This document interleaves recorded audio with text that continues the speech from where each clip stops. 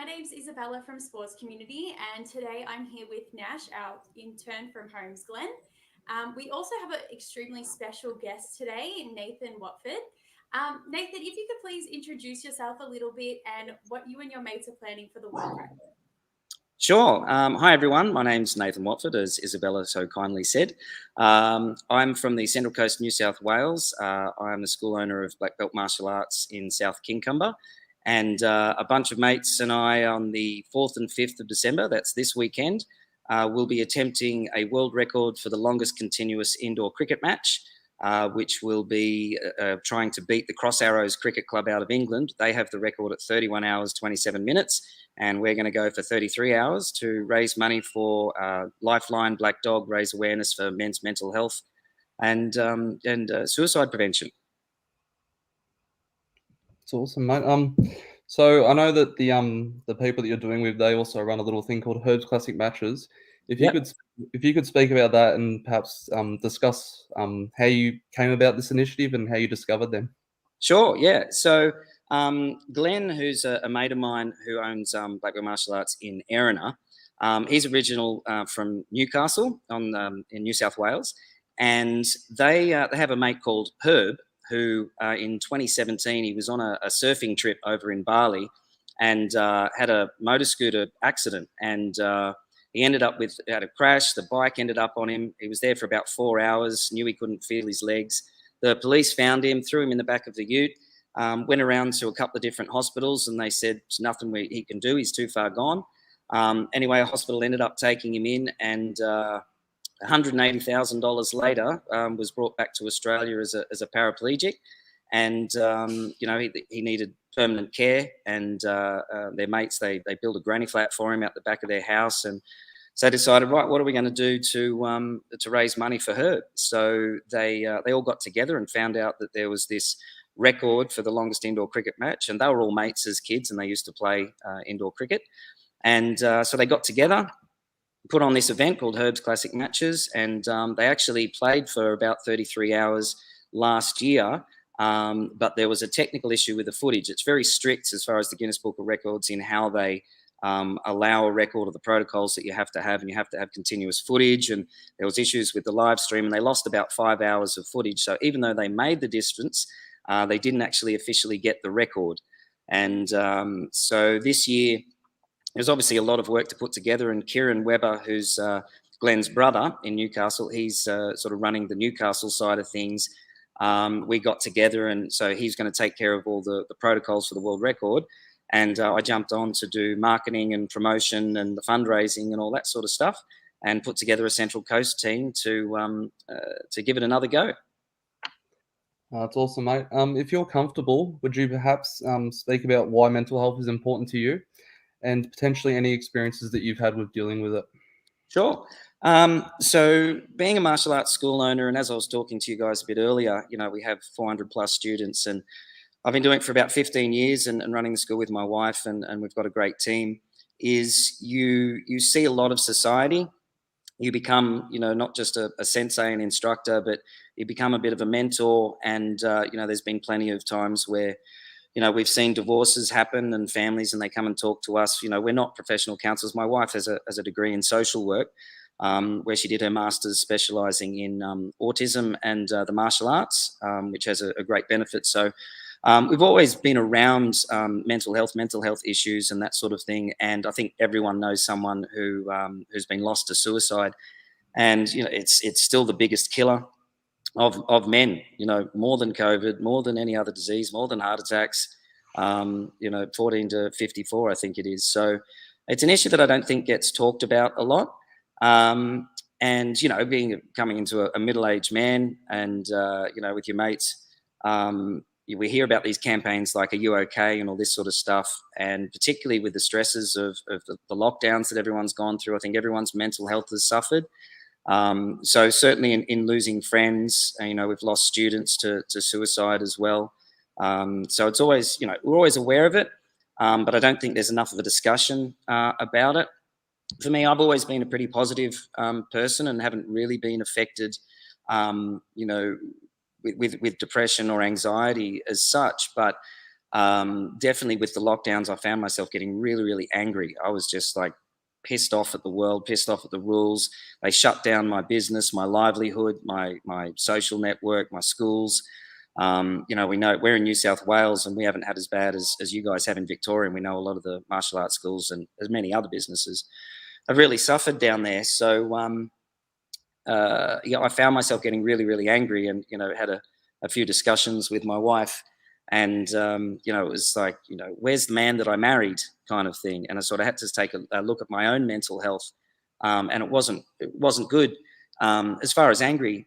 And, I've always been into projects and into doing things. And when this was talked about that we were going to put this event on, I sort of found my mojo back again. So putting this cause together got me excited and passionate about being able to make a difference and pulled myself out of my funk. So I think for mental health, one thing is action and service and community to get out of your own headspace that you can just spiral into a bucket of sludge, as it were.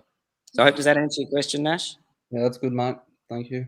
Cheers. Thanks for sharing that, Nathan. I've got a question now. So what is your vision for the future in regard to mental health and the possibility of decreasing suicide rates in the community? Yeah. Again, look, I'm no expert in the field. I just, work in a community with lots of people and have experienced or helped a lot of people through these things. But I would definitely say there's not enough conversation about, we talk about the stats and, we even do things like this and raise money. But, let's get a bit more solution oriented. Why are we in a society that men feel, men specifically, but of course it affects women as well, is why do we have a society that this is going on? Like, there's another pandemic, a pandemic of mental health. Why is our society in such a state that our mental health is so bad? We live in one of the best places in the world. You look at some of the stories going on overseas and it's like, wow, we're actually incredibly lucky. But why is this happening? So I think there needs to be an investigation into that, into the way I think we bring up our young boys. I've got a 3.5-year-old dynamo. So how we raise men to be men, to communicate. I think we're moving away from the John Wayne style, men don't cry and women get in the kitchen type attitude. I think that's by the wayside now. But there's still stigma, I think, about men being able to be in touch with their emotions, to show their emotions. There's something to be said about an authentic self, someone that feels powerful and secure within themselves. And I think that's got to start at a young age, that it is okay to share your emotions, that we do have community and support and can look after each other, to have the conversations, to teach life skills. I mean, I'm blessed in a way that I get to do what I'm passionate about, which is, as we say, making the world a better place, one black belt at a time. And it's the journey, minimum 4 years, and whether it's a young kid or whether it's an adult, we see the progression of their empowerment. And when they come to that black belt grading and they do that final thing, is you can see that empowerment. You can see that, I did this, and it really gives, I guess self-esteem would be a large part of it as well.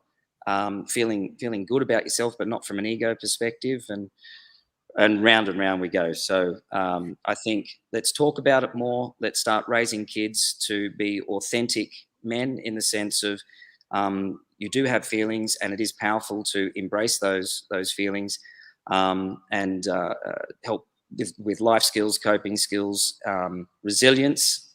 I think we're in for a lot of trouble with the overuse of the "I tried hard" sticker because you participated in an event. I mean, I understand the psychology of why we do that sort of thing, but I think it's been found to be more detrimental, because a kid actually knows, I didn't really deserve that ribbon kind of thing.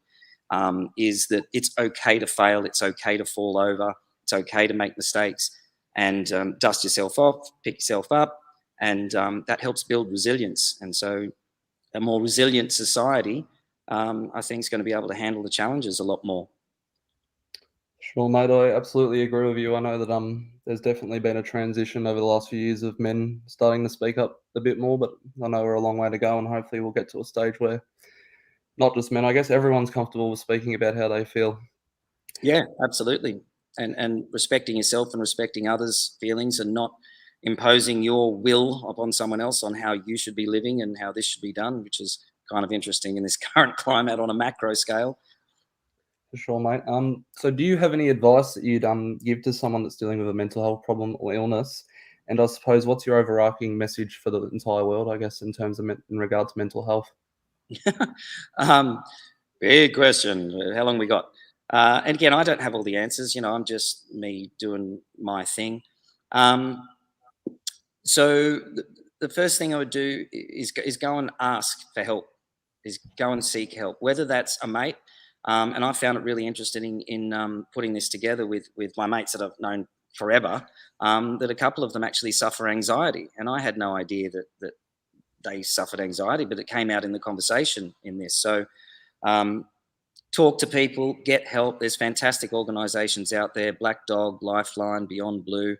So the first thing, if you're struggling a little bit, is recognise that there is a problem, and it's okay to have a problem, and then go and ask, go and seek, just talk to some mates first. Then move into a space where you can find someone, a professional, to talk to for guidance and help and that sort of thing. And I guess as a worldview, or taking things further, was kind of what I was saying before, is let's talk about it. Let's look at why we're in a society that is that way. The same as, why do we have people that are poor living on the streets? I mean, the country is affluent. There's no reason that should be the case. So it's having those, let's look at our model of society, why it is structured in such a way that there is so much mental health and mental health problems. Solutions, as I said, go and ask for help. Go and be of service. When you get out of your own headspace and start to serve others, you actually, it lifts you up. You feel good. You feel purposeful. You feel connected to the community. With these blue zones that they have around the world, where the people live the longest, certainly food plays a massive part, and food plays a massive part in mental health and gut health, and how one, works with the other and that sort of thing. So, look at your food as well. But in regards to the blue zones, they all had a sense of purpose that was beyond themselves, whether it was religious, whether it was legacy for family. They always had purpose, and they always had community that was around them. And funnily enough, they also revere the elderly, whereas we're in a society where we sort of shun the elderly, and it's like, what you're talking about? Oh, hey, that we don't honour the elderly generations and the service that they've provided. And I think that helps an older person live longer, because they're still revered. They feel they can contribute to society. So yeah, get help.